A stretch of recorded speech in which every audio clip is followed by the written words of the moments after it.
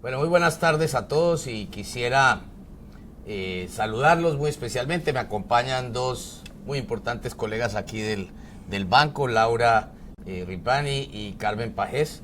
Ellas son nuestras expertas en los temas de mercados laborales, en un tema tan central para el mundo y para todas las nuevas generaciones sobre todo, pero no solamente las nuevas generaciones, sino todas las generaciones, todos quienes tienen hoy en día un empleo, saben que estamos ante unos cambios muy, muy profundos. Mucho se ha hablado sobre la llamada cuarta revolución industrial.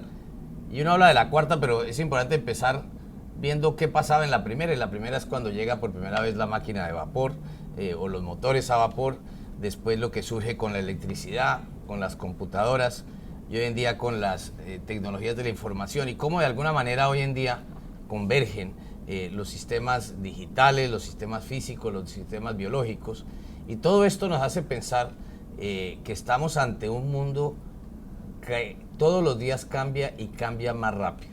Y es por esto que me alegra poder compartir aquí con Laura y con Carmen, porque ellas todo el día se la pasan pensando en cómo ayudarles, sobre todo a los gobiernos, a anticipar lo que tenemos que hacer de cara a ya no pensar en que alguna vez que fuimos a la universidad si tuvimos ese privilegio o a una escuela técnica, sino por el contrario la necesidad de que en el curso de la vida de las personas no se nos olvide que todos los días nos va a tocar estarnos preparando para un mundo que nos cambie. Y por eso quisiera arrancar con Carmen y preguntarle cuánto hay de esperanza, cuánto hay de preocupación, porque no hay duda de que esta revolución tiene cosas positivas, y cómo, para la persona que te está oyendo allá, ¿qué le podemos decir? ¿Cómo se debe sentir con toda esta revolución digital? ¿Se debe preocupar o debe pensar que de golpe se le mejoran sus ingresos o por ahí que trabaja menos y le pagan más? Entonces, ¿cuál es la realidad?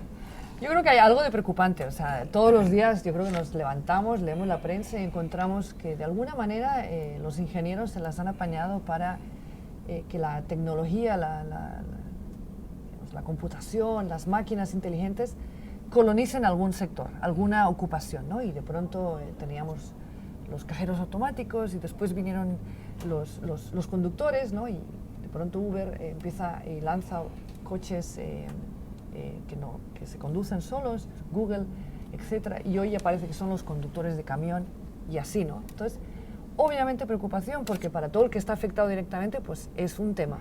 Va a perder probablemente su capacidad de producir quizás en ese sector.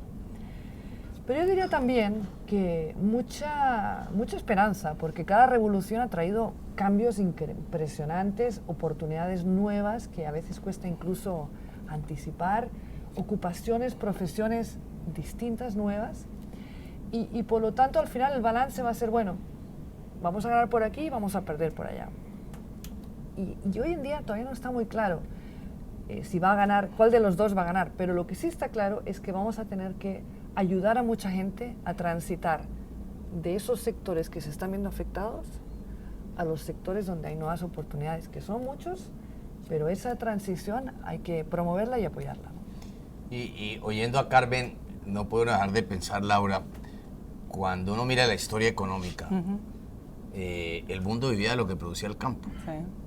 Nuestros abuelos, bisabuelos, en fin, vivían muchos del campo. Después vino, digamos, la industria. Y hoy en día, cuando uno descompone el PIB de cualquier país, una parte muy importante son los servicios. Sí. Y alrededor de los servicios, con esta revolución tecnológica, pues hay mucha disrupción. Sí. Cuando tú piensas en América Latina, ¿cuáles crees que son esos servicios disruptivos? Algo nos empezaba a mencionar, Carmen, pero ¿cómo los empiezas a analizar tú? En el sector de servicios hay mucha disrupción por el auge o el crecimiento de la inteligencia artificial. Como decía Carmen, todo esto de que hay autos automanejados, hay camiones automanejados, ahora en los restaurantes también parece que se van a automatizar los servicios. Entonces, todos estos cambios que se dan en el sector servicios se dan muy rápido, por un lado, y hacen que mucha gente pierda sus empleos por eso. Pero hay que recordar que aquellos empleos que están siendo reemplazados por robots son aquellos empleos que son más rutinarios, aquellos empleos que tienen tareas más simples. Y aquellos sectores de servicios que usan habilidades más sofisticadas no van a perder tanto. Digamos en el sector de comidas, para dar un ejemplo. Si una persona trabaja haciendo comida rápida, en un restaurante de comida rápida, eso puede ser más fácilmente reemplazable que si uno es Gastón Acurio, el chef, uno de los chefs más reconocidos de la región, que tiene habilidades tan valiosas y tan específicas que no se lo puede reemplazar tan fácilmente por un robot. Entonces, en el sector de servicios, la inteligencia artificial es una de las tecnologías más disruptivas, va a afectar a mucha gente, pero aquellos que tienen tareas más rutinarias. O sea, conclusión, a Gastón no le pasa nada porque pagamos más por ir a tener una mejor comida, y si queremos comer rápido, quién sabe si hay un robot que nos pone un sándwich en la boca. Puede ser. Bueno, pero hablemos un poco de cómo va a ser las oficinas del futuro, cómo va a ser ese entorno de trabajo y la forma en que trabajamos. O sea, porque toda la vida teníamos o una oficina en una fábrica o en cualquier institución que provee un servicio, digamos, algo bastante común. Sí. Son estos edificios que vemos en las ciudades, pero eso va a cambiar también. ¿Cómo lo ves tú? Yo creo que la segunda revolución industrial, pero de alguna manera, trajo la idea de que íbamos a trabajar todos juntos en un lugar, ¿no? Se inventó el concepto de fábrica, se inventó el concepto también de oficina, y esta idea de que para producir teníamos que estar juntos en algún lugar. Lo que la tecnología, digamos, todas sus variedades, tecnología de telecomunicaciones, o sea, todo eso está permitiendo hoy en día es deslocalizarnos. Ya no importa tanto que estemos todos juntos, yo puedo producir desde prácticamente cualquier lugar, conectándome, enviando, ya sea por teléfono, internet y todas las variedades que hoy en día tenemos. Entonces, eso hace que yo creo que en esta nueva revolución industrial lo que vamos a ver es que los edificios se van a reducir, las oficinas se van a hacer menos necesarias y la gente va a tener la capacidad de conectarse desde cualquier lado. Probablemente, pues eso, te vas a levantar y vas a mirar tu computador y vas a ver una serie probablemente como de órdenes que dicen estos son posibles, incluso puedes producir para diferentes empresas, ¿no? No necesariamente para una empresa, casi como un trabajador autónomo que se autoocupa buscando oportunidades a través de las redes sociales, la internet, plataformas, etc. Entonces realmente un proceso de deslocalización gigante y una menor necesidad de la oficina como la entendemos hoy. Cuando yo oigo a Carmen contar esta historia de cómo va a ser la nueva forma de trabajo, me recuerda de Robin Chase, que una emprendedora muy importante que empezó, digamos, lo que podríamos llamar la cuota inicial del Uber, porque era, digamos, un sistema parecido al de Uber. Sí. Y ella decía algo muy interesante, decía, mire, cuando uno observa la generación de nuestros padres, ellos si acaso en la vida tuvieron 3, 4, 5 empleos, sí mucho. Sí, mucho. Nuestra generación puede haber tenido 5 a 10 empleos, si acaso, en el curso de su vida. Sí. Y nuestros hijos van a tener 5 y 10 empleos, pero al tiempo, un poco en línea con lo que nos comentaba aquí Carmen. Laura, hay un estudio que sacó, tal vez fue, no sé si fue a final de año o arrancando el año McKinsey. Un estudio muy interesante, un poco hablando de estos temas del mercado laboral. Y hablando de cómo estos cambios tecnológicos tenían y tendrían cada vez más efectos sobre el mercado laboral. Hablaba, por ejemplo, de que prácticamente el 5% de los empleos hoy en día se pueden automatizar, pero que habrán otros que se van a poder automatizar parcialmente. Y cuando yo leo eso digo, uy, ¿cómo es ese parcialmente? Sí, ese estudio de McKinsey da un dato que no nos hace asustar mucho, porque un 5% significa que 5 de cada 100 personas van a ser totalmente reemplazadas. No está tan mal, ¿no? Pero casi todos los trabajos van a ser parcialmente reemplazados, que significa que ciertas tareas que yo hago hoy en día ya no la voy a estar haciendo. Va a ser reemplazada por un robot, y entonces yo voy a poder dedicar el tiempo que ese robot está trabajando a otra cosa, que quizás sea más sofisticada, más interesante, que requiera más talento humano. Entonces yo creo que esa parte es, el mensaje de McKinsey creo que es positivo. Que sea parcialmente significa que todos los trabajadores van a encontrar que sus tareas van a ser reemplazadas por robots en cierta medida, pero no todas. Entonces vamos a tener más tiempo libre para hacer otras cosas más divertidas. O sea, lo que nos dice Laura es que todas esas cosas aburridas del trabajo, que hay muchas, rutinarias, esas las automatizamos y las divertidas las seguimos haciendo. Sí, sí. Pero, a ver, aquí hay una pregunta que nos llega de María Eusebia en Bolivia. Y pregunta a Carmen, ¿cuáles serán los futuros trabajos para orientar a los jóvenes que los necesitan? Hola Mario Sevilla, buena pregunta. Yo creo que hoy en día todavía no sabemos cuáles van a ser los futuros trabajos. O sea, los futuros trabajos, hoy tenemos trabajos que hace 5 años ni siquiera sabíamos que iban a existir. Pero lo que sí sabemos es que probablemente cualquiera de ellos va a necesitar una combinación de dos cosas. Unas habilidades técnicas, sobre todo digitales, importantes, una capacidad de conectarse, usar y crear con tecnología. Y también van a necesitar unas habilidades, digamos, sociales, lo que a veces llaman socioemocionales, muy importantes. Capacidad de comunicación, de liderazgo, una actitud proactiva, capacidad, digamos, aprender a aprender, porque no sabemos lo que vamos a tener que aprender, pero lo que sí sabemos es que nos vamos a pasar la vida aprendiendo, porque está todo cambiando muy rápido y vamos a tener que aprender. Entonces, todo eso, la capacidad, digamos, de uno de ser un poquito emprendedor en la vida de uno, para encontrar oportunidades, para adaptarse a ellas, para seguir aprendiendo, todo eso creo que van a ser cualidades o habilidades que nos van a permitir ser exitosos en el futuro. En otras palabras, lo que nos dice Carmen básicamente es: preocupémonos no solamente por saber la lección, sino contar cuál es la lección. Aquí tenemos otra pregunta de Linda, que nos escribe desde Honduras. Nos pregunta cómo identificar los mejores trabajos, sobre todo en países en Centroamérica, y qué tiene que ver la edad, buena pregunta, también para optar a una de ellas, Laura. ¿Cómo va a cambiar entonces los mejores trabajos? ¿Cuáles van a ser en Centroamérica?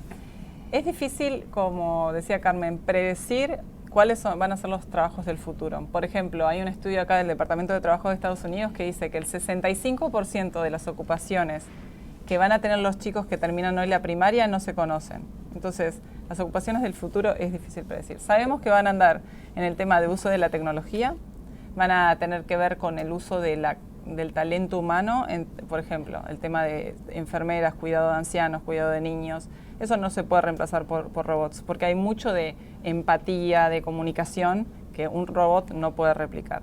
Entonces, en nuestra región, y incluido Centroamérica, vamos a ver que va a haber unos cambios donde van a aparecer más demandas de ese tipo de ocupaciones que requieren más el talento humano, y van a caer la demanda por ejemplo, el señor que atendía el peaje, que por ahí ya no va a tener que trabajar más en eso porque un robot va a hacer el cobro.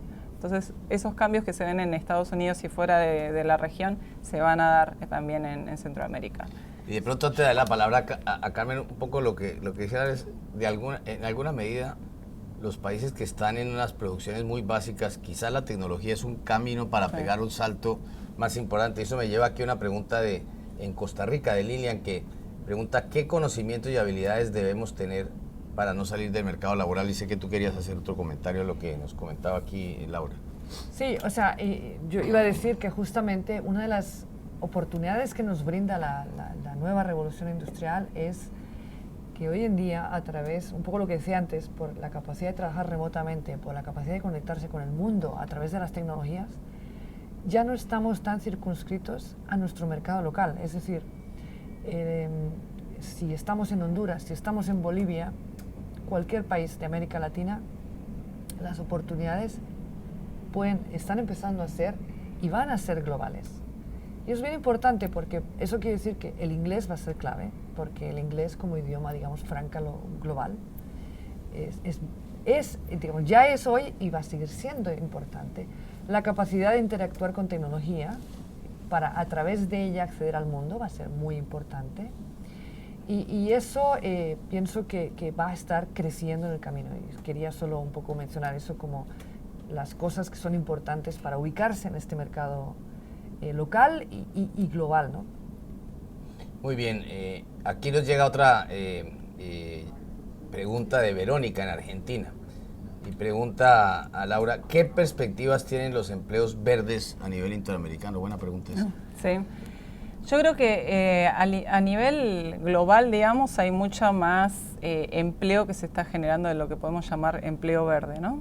En la región van muchos países tomando conciencia de la necesidad de no dañar más al medio ambiente y tener trabajos que vayan en ese sentido. Así que definitivamente es algo en lo que la gente podría invertir.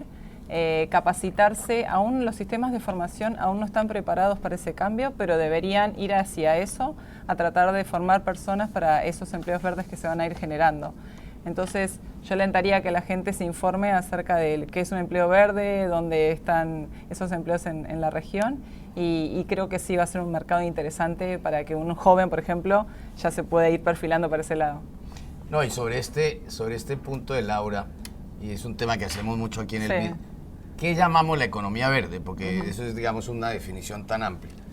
La economía verde puede ir desde las energías renovables, pueden ser los carros eléctricos, pueden ser los sistemas de transporte masivo, puede ser las formas en que cambian los sistemas de producción, que son muy importantes.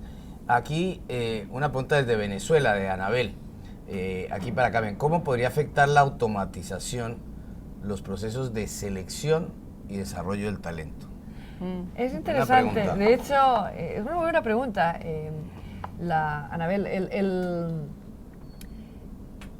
Hoy en día estamos viendo que muchos de los procesos de emparejamiento, le llaman, ¿no? Donde, por ejemplo, tienes una vacante y de pronto tienes una persona y hay un algoritmo, de hecho, que está haciendo el emparejamiento. Interesantemente, estos algoritmos son de inteligencia artificial y eso quiere decir que son mucho más potentes que la persona que antes estaba tratando como de hacer eso, por ejemplo, en un servicio de empleo, ¿no? Donde llegaba la gente por un lado, llegaban las empresas por el otro y entonces había que hacer el emparejamiento. Lo que es interesante es que de alguna manera esos procesos pues, pueden ser mucho más efectivos en hacernos, en lograr que realmente encontremos nuestro trabajo óptimo y predilecto, ¿no? Porque nos están permitiendo realmente emparejarnos con aquello que nos hace, que tiene como el mejor empalme con nosotros. Entonces, yo creo que eso es muy interesante y mucho más efectivo, ¿no? Y en esto de Carmen, quisiera que las dos comentaran muy rápidamente, porque es una cosa que a mí siempre no deja de asombrarme. Y es que las encuestas que hacen las empresas, digamos, que miran el mercado laboral como un todo, se encuentra un dato sorprendente. Y es que el 50% de las empresas no encuentran a las personas suficientemente capacitadas para engancharlas en su fuerza laboral. O sea que de 2 empleos, 1 no lo consigue. ¿Qué es lo que pasa? Volviendo un poco, saben la automatización, pero les falta digamos, la capacidad social a la cual tú te referías o digamos el IQ ¿qué es lo que pasa ahí? Lo que vemos en el mercado en Latinoamérica es que hay una gran desconexión entre lo que necesita el empresario y lo que está saliendo, digamos, del sistema escolar o del sistema de formación. No hay, digamos, un relacionamiento tal que los empresarios puedan expresarle al sistema educativo y de formación qué es lo que necesitan. Por lo tanto, se sigue formando lo que se formaba hace muchos años, ¿no? Y el mercado, obviamente, empresarial cambia al ritmo de la competencia a nivel global. Entonces, en la región necesitamos más esquemas para que se unan esos dos mundos, de tal manera que se forme específicamente en lo que los empresarios necesitan y en todo nivel escolar se incorpore también el aprendizaje de habilidades socioemocionales, que es algo que, como usted mencionaba, es algo muy demandado por los empresarios. Por ejemplo, hace unos años el BID publicó un libro muy interesante llamado Desconectados. Ellos hacían entrevistas a empresarios, los editores del libro, y en esas entrevistas se entrevistaban a un hotel muy importante en Chile. Y ese empresario decía: yo contrato por actitud y entreno para las habilidades técnicas. O sea, lo que le importa al empresario es tener a alguien que aprenda a aprender. Y después él lo forma en lo que él necesita. Entonces el tema de el compromiso de los empresarios también para hacer entrenamiento en el lugar de trabajo es muy importante. El sector privado tiene un rol en esto también. Interesante eso. Aquí una pregunta para Carmen. Iris, desde Bolivia, pregunta: ¿cómo afectará esta autonomía laboral al desarrollo de las habilidades de trabajo en equipo? Buena pregunta. Y si estamos en América Latina listos para este nuevo mercado global. Son muy buenas preguntas, Iris. O sea, efectivamente, yo creo la capacidad de trabajar en equipo es algo que va a ser muy valorada, porque así no estemos necesariamente en la misma sala, lo que se viene es que vamos a estar trabajando en equipo, así sea mediado por tecnología. Y otra cosa que va a pasar es que las pantallas, las videoconferencias, todo eso va a adquirir un toque de realidad muy importante. Y así estés viendo una persona por pantalla, te va a parecer que está contigo. Entonces, todo eso hace que, y de hecho, los trabajos que sobreviven, los que no toman las máquinas, van a ser más complejos. Y eso generalmente implica un trabajo en equipo, ¿no? Entonces, ¿dónde se va a adquirir el trabajo en equipo? Bueno, muy buena pregunta. Parte de lo que el sistema educativo tiene que lograr hoy en día es instaurar más esas habilidades, como decía Laura, ¿no? Y para los que hoy estáis estudiando y vuestras escuelas no tienen eso, acordaros que esas son habilidades súper importantes. Entonces, buscar oportunidades de voluntariado, de liderazgo, de presentaros, digamos, no sé, en vuestros consejos locales, porque toda esa capacidad de comunicar, de persuadir, de trabajar con los demás, van a ser claves, y así vuestras instituciones de educación no lo tengan, hay muchas oportunidades ahí fuera para que lo logréis. Ojalá en el futuro las escuelas incorporen todo eso, entonces uno tenga que hacer un poquito menos de trabajo, pero por ahora yo diría que eso es realmente clave, ¿no? O sea, mucho trabajo en equipo va a ser necesario y hay que buscar las oportunidades donde sean, y uno también tiene que ser así como emprendedor en eso para desarrollarlas. Mencionas una palabra emprendedor y justamente aquí algo de esta pregunta de Gerardo desde Panamá la estaba respondiendo Carmen, y es un poco la pregunta que se hace Gerardo, es si los sitios de educación, las escuelas en América Latina tienen los planes ejecutivos alineados con esos empleos del futuro, que en parte, y me gustaría oírte, Laura, porque creo que este es un tema que hay que abundar, y lo que dice en alguna medida Carmen es que el mercado de trabajo del futuro está sobre todo para los emprendedores, y no me refiero aquí a emprendedores, aquel que hace simplemente un emprendimiento para desarrollar una empresa, sino el emprendedor frente a cualquier tarea que se le ponga. Sí, sí. Sí, en realidad en la región estamos teniendo este gran problema, digamos, de este bache de habilidades o brecha de habilidades donde existe una gran distancia entre los dos sistemas. Lamentablemente sí, el sistema educativo todavía enfrenta grandes retos para alcanzar a tener la capacidad de formar en aquello que demanda el sector empresarial. Y de nuevo, tiene que haber un compromiso, un pacto social, de alguna manera, tal que el sector privado y el sector público trabajen juntos en esto, y entonces de esa manera va a haber mucha más información acerca de cómo está cambiando el mercado, qué demandas hay, y el sector educativo entonces puede entender eso y puede empezar a formar en aquello que necesita el sector empresarial. Mucha gente está interesada en ser emprendedor, eso es notorio en la región, notorio fuera de la región. Las oportunidades que se abren para los emprendedores van a ser más grandes en un mundo globalizado. Obviamente también existen riesgos, porque en un mercado globalizado hay una competencia por precio muy fuerte. Alguien de India te está compitiendo a alguien que vive en Bolivia entonces hay una competencia feroz, pero a la vez el emprendedor sí se prepara para tener su propia empresa, para saber de su negocio y para hacer un buen producto, puede tener muchas probabilidades de éxito también, ¿no? Este es un punto importante, porque cuando uno oye a Carmen y a Laura le queda claramente una conclusión, y es que no esperemos que la solución está fabricada en alguna parte donde uno llega y lo entrenan y sale tranquilo. No. Y lo otro que mencionas tú es, yo lo veo con mis hijos.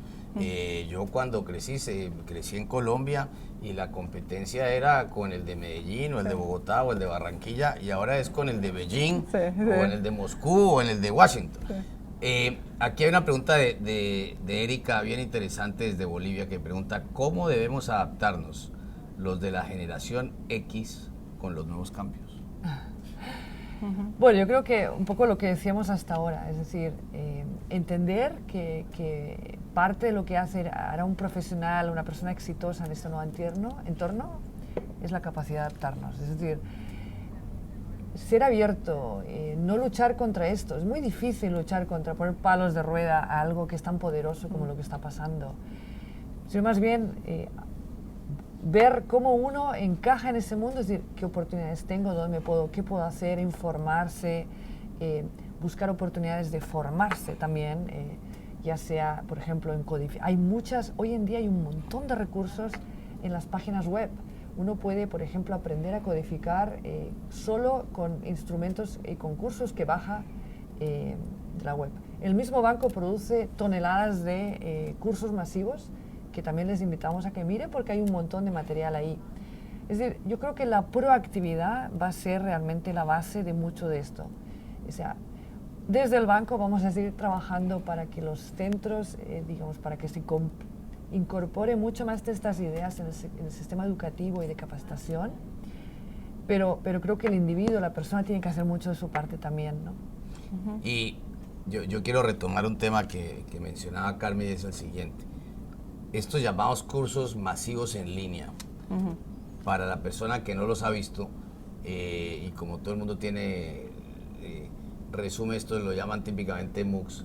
El banco tiene hoy en día cerca de 12 cursos que cualquiera puede entrar por la página web del banco, y son cursos con un profesor que enseña una variedad de temas y que cualquier persona en América Latina puede suscribirse a ellos, y se los recomiendo altamente. Son de los cursos de más alta participación.